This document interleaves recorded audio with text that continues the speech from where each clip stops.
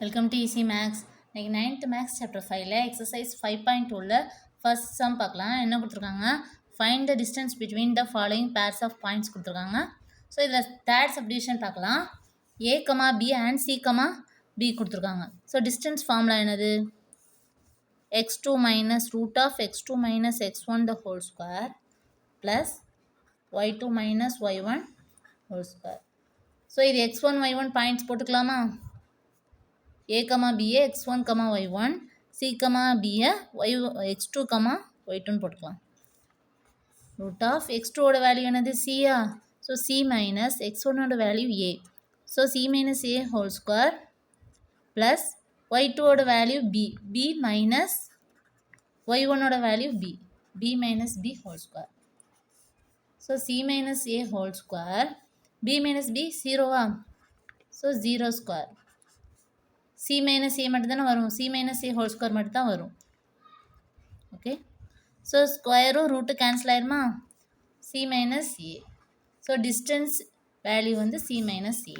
Okay, next fourth subdivision என்ன கொடுத்துருக்காங்க? 3 comma minus 9 and minus 2 comma 3.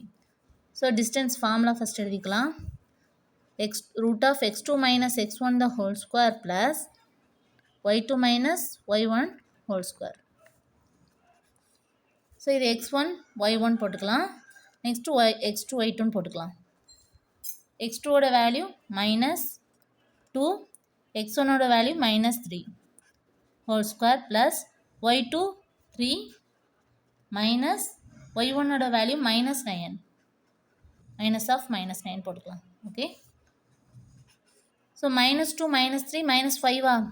Minus 5 whole square plus 3 plus 9 வருமாங்க? 3 plus 9 whole square. So 5 square ஓட value 25-ஆ? So 25 plus 12 square. So 3 plus 9 12-ஆ? So 12 square. 12 square ஓட value என்னது? 144.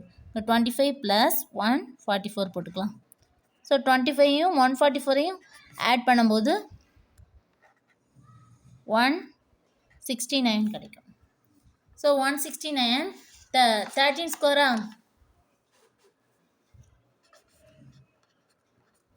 ஸ்கொயரும் root cancel ஆயிரும். So டிஸ்டன்ஸோட value 13.